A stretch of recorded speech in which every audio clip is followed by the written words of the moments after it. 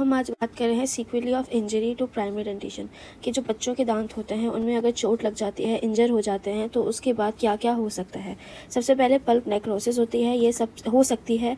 ये सबसे कॉमन जो है ना कॉम्प्लिकेशन होती है कि जो पल्प है वो उसकी डेथ होना स्टार्ट हो जाए। ठीक है, इसमें क्या होता है कि हम लोग एक्सरे वगैरह करवाते हैं, क्लिनिकली हम लोग उसका कलर देखते हैं, एक ग्रे कलर हो सकता है कि आपको नज़र आ रहा हो।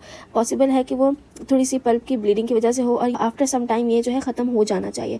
अगर ख़त्म नहीं हो रहा तो आपने दांत को दोबारा एवेल्युएट करना है। ऐसे दांत को जिसमें आपने सस्पेक्ट किया था कि नेक्रोसिस है, उसको हर 3 महीने आपको चेक करना है। और अगर दांत नेक्रोसिस हो गई है तो आपको निकाल देना है, क्योंकि ये प्राइमरी डेंटिशन की बात कर रहे हैं तो नीचे इसके फिर परमानेंट दांत भी होगा। अगर आपने इसको नहीं निकाला तो परमानेंट दांत खराब होना शुरू हो जाएगा। बात करते हैं लैटरल लक्सेशन की। लैटरल लक्सेशन क्या होता है कि हमारा जो क्राउन ऑफ द टूथ है, एग्जाम्पल ये इंसाइजर है, वो हमारा पैलेट की तरफ मूव कर गया। एग्जाम्पल ये दांत था, ठीक है, ये इसके पीछे पैलेट था, ठीक है। जो दांत है उस पर यहाँ से हमारे पास धक्का लगा, ठीक है। जब धक्का लगा तो ये जो क्राउन है वो पीछे की तरफ चला गया।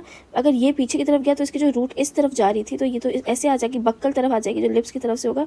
एग्जाम्पल लिप्स है हमारे, ठीक है, तो जो ये लिप्स की तरफ है ये बक्कल की तरफ आ जाएगी, ठीक है। हमारा जो परमानेंट दांत होता है ना, जो नया बन रहा होता है, वो ना यहाँ पर कहीं पे होता है, ठीक है। अगर हमारे पास रूट बकली शिफ्ट हो गई है तो इतना खतरे की बात नहीं है अगर बच्चे को दर्द नहीं हो रहा।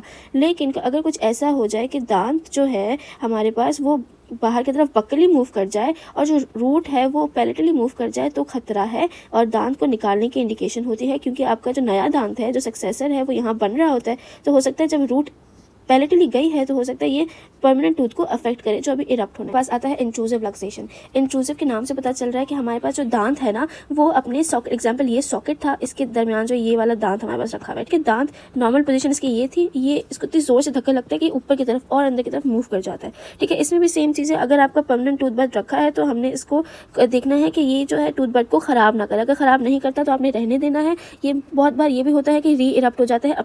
फिर होता है हमारे पास एक्स्ट्रा आर्टिकुलेशन। ये हमारे पास क्या होता है, अवल्जन इसको बोलते हैं नॉर्मल लैंग्वेज में। अवल्जन क्या होता है कि चोट लगी और बच्चे का पूरा दांत जो है वो बाहर आ गया, सॉकेट सही का है। पल्पल ऑब्लिटरेशन, इसमें क्या होता है कि जो पल्प कनाल होता है दांत का, एग्जाम्पल ये हमारे पास पल्प कनाल है ये दांत का, इसमें ट्रॉमा की वजह से इसका रिएक्शन होता है कि ऑब्लिटरेशन दिखा रहा होता है। इसमें हमारे पास क्या होता है कि टूथ कलर आपको येलो या फिर ओपेक नजर आएगा। रिजॉर्प्शन की ये रूट है, ठीक है, ये रूट नॉर्मल टाइम पे घुलनी चाहिए, लेकिन ट्रॉमा की वजह से ये नॉर्मल से पहले टाइम पे घुलना शुरू हो गई।